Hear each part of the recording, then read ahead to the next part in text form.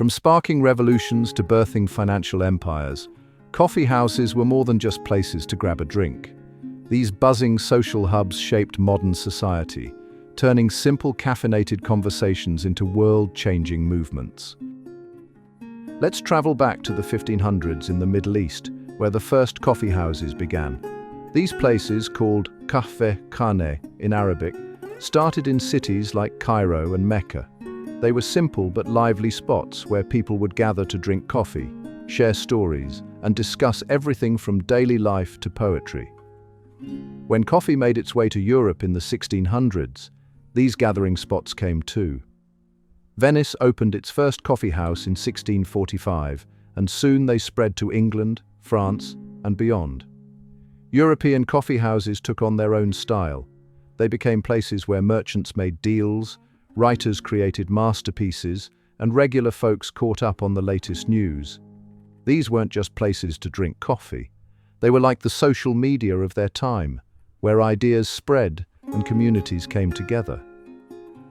In 1650s London, coffee houses earned a special nickname, penny universities. For just 1 penny, the price of a coffee, anyone could walk in and join conversations with some of the smartest people in town. Scientists shared their latest discoveries, writers tested their newest works, and businessmen planned their next ventures. These places were special because they ignored the usual social rules. A merchant could sit next to a professor, and both could join in the same debate. Famous spots like Lloyd's Coffee House became so important for business deals that it eventually turned into Lloyd's of London, the famous insurance market we know today. The Royal Society, Britain's famous science academy, got its start when a group of curious minds regularly met at Tilliard's Coffee House to do experiments and share ideas. It was like having a college education for the price of a cup of coffee. The story of American independence has deep roots in Boston's coffee houses, especially the Green Dragon Tavern, nicknamed the headquarters of the Revolution. These coffee houses weren't just places to grab a drink. They were where the Sons of Liberty planned their famous protests. The Boston Tea Party, one of the biggest turning points in American history, was actually planned in coffee houses. Patriots would gather around tables, sipping coffee while mapping out their response to British taxes. The British knew these places were trouble. They called them hotbeds of rebellion. And they were right. Coffee houses gave colonial leaders a safe place to meet, share banned newspapers, and build support for independence. Even George Washington and John Adams were known to visit these spots, joining discussions that would help shape a new nation. Coffee houses weren't just for casual chats.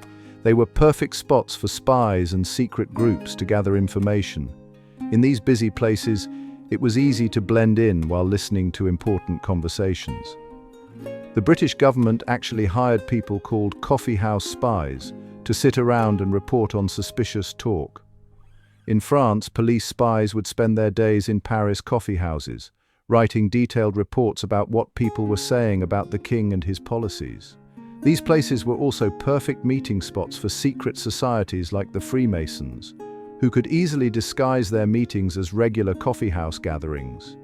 Even the famous Italian lover Casanova used coffee houses for his spy work, gathering secrets while pretending to just enjoy his morning coffee.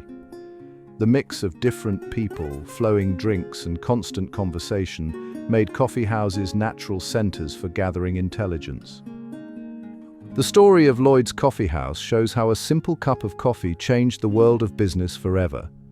Back in 1688, Edward Lloyd opened a coffee house in London that became the favorite spot for ship captains, merchants, and sailors. Over steaming cups of coffee, they would swap stories about ships, cargo, and the risks of ocean travel. Lloyd was smart. He kept detailed lists of ships and their journeys, which became valuable information for merchants. Soon, people started making deals right there in the coffee house. If someone wanted to protect their cargo, they could find others willing to share the risk, and that's how insurance was born. The coffee house became so important that it grew into Lloyd's of London, which is still one of the world's biggest insurance markets today. It's amazing to think that modern insurance started with people chatting over coffee. Coffee houses played a huge role in spreading new ideas during the Age of Enlightenment. These places were perfect for sharing thoughts about science, politics, and philosophy, all powered by caffeine. Philosophers like Voltaire would spend hours in Paris cafes, writing and debating ideas about human rights and democracy. In Germany, famous thinker Immanuel Kant had his daily coffee routine at a local spot where he'd discuss his latest theories. Coffee houses made it easier for regular people to learn about new scientific discoveries too. When Newton published his work on gravity, coffee house regulars were among the first to debate it. These places helped create a new way of thinking, one where people could question old ideas and imagine better ways of running society. The free-flowing conversations in coffee houses helped spread Enlightenment ideas across Europe faster than ever before. Coffee houses weren't just meeting spots, they were creative powerhouses where some of history's greatest works came to life. In London, Jonathan Swift wrote Gulliver's Travels while sitting in Button's coffee house, watching people come and go. The famous poet Alexander Pope would meet his fellow writers at Will's Coffee House, where they'd share their latest verses over steaming cups. In Vienna's Café Central, writers like Arthur Schnitzler and Stefan Zweig found their inspiration among the marble tables and newspaper racks. Even the great composer Johann Sebastian Bach wrote a funny little piece called The Coffee Cantata about a coffee-obsessed young woman, and he probably worked on it in a coffee house. These places offered the perfect mix of caffeine, conversation, and creative energy that artists needed to produce their masterpieces. Coffee houses became natural meeting spots for people planning to change the world. In France before the Revolution, the Café de Foire was where journalist Camille Desmoulins jumped on a table and gave a passionate speech that helped start the storming of the Bastille. In Vienna, young revolutionaries like Leon Trotsky played chess and planned radical changes while sipping their morning coffee. These places were perfect for plotting. They were always busy, making it hard for authorities to spot secret meetings.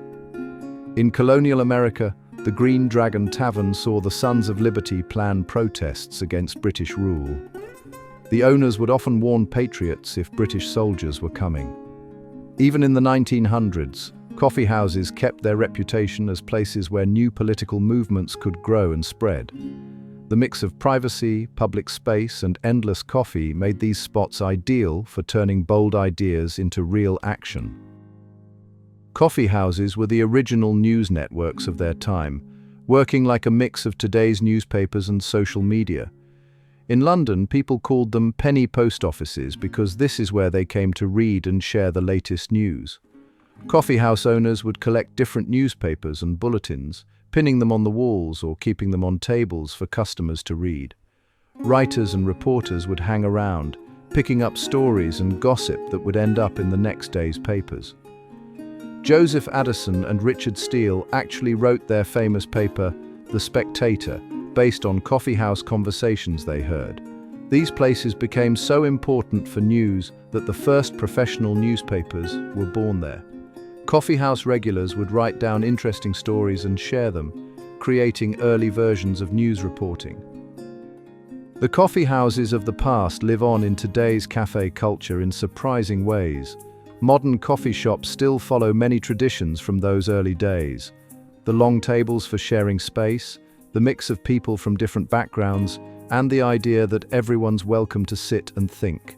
Places like Starbucks actually based their design on old European coffee houses, aiming to create that same third space between home and work.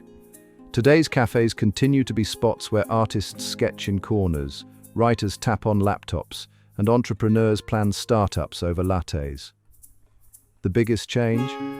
Instead of reading newspapers on the wall, we're all sharing news and ideas through our phones and laptops, but we're still coming together over coffee, just like people did centuries ago. Thanks for joining us on this journey through coffee's amazing impact on history. From revolutions to creative masterpieces, these caffeinated gathering spots changed our world. If you enjoyed learning with us today, hit like, subscribe, and share with your fellow history and coffee lovers.